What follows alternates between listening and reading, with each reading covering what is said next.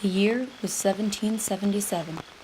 War had begun between the British and their North American colonies, fighting for independence from the tyrannical reign of King George III. Hundreds of people were being injured and killed in bloody battles, yet the war raged on. What was the Continental Congress to do?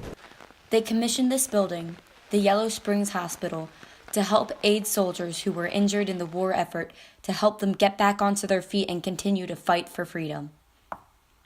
The Yellow Springs Hospital was the first military hospital to ever be commissioned in the United States of America. It was created from the Continental Congress and came to be under the direction of General George Washington. It was also the only hospital commissioned by the Continental Congress during the Revolutionary War. Washington and his soldiers marched to meet the British on the battlefield when a thunderstorm struck. The colonists retreated back to Yellow Springs for cover. Retreat!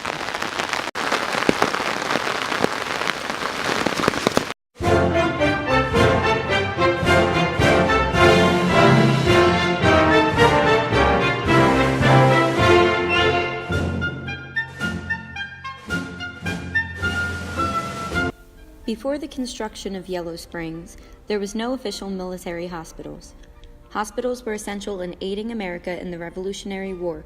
They allowed for soldiers to be professionally treated rather than the simple battlefield procedures and tourniquet applications in the heat of the war.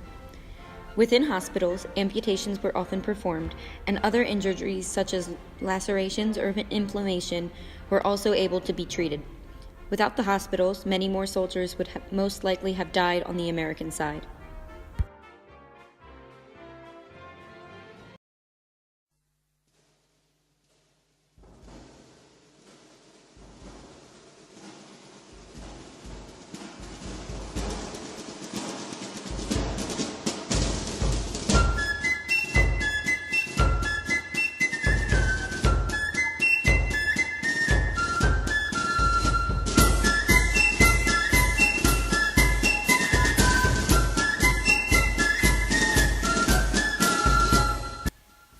Hospital conditions were brutal during the Revolutionary War.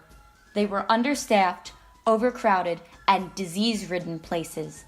Before George Washington became involved, the hospital system itself was highly disorganized. Washington convinced Congress to commission the hospital, pleading that the Continental Army would not succeed if the correct medical provisions were not provided.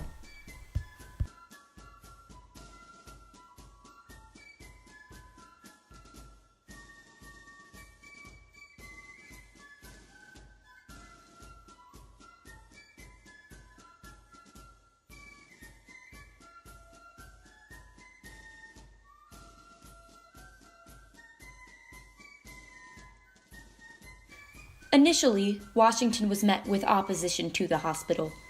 Dr. Benjamin Rush believed that hospitals were dirty pools of disease, and he was more in the favor of curing diseases scientifically rather than creating hospitals.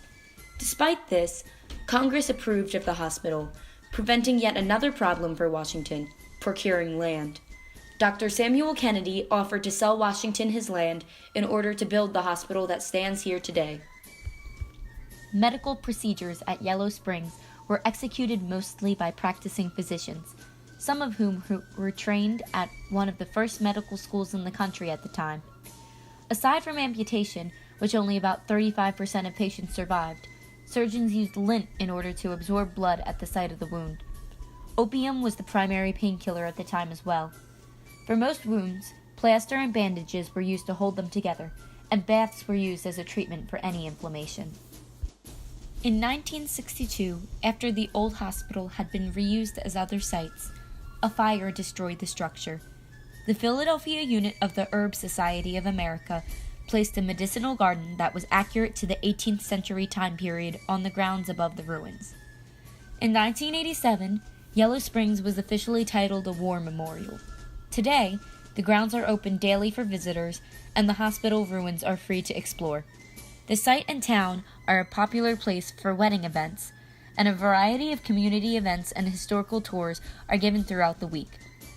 The Yellow Springs Revolutionary War Hospital not only served as an important foundation during the 18th century, but it also serves as an educational environment for the present day to traverse and experience. Geez, who made the hats? Wow, they really did a bad job. General George Washington, at your service, sir. All around me are familiar faces, worn out places, worn out faces. Ich bin ein Berliner.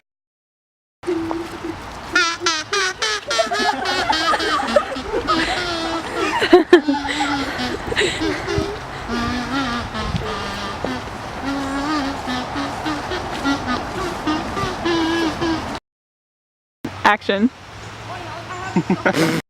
Go.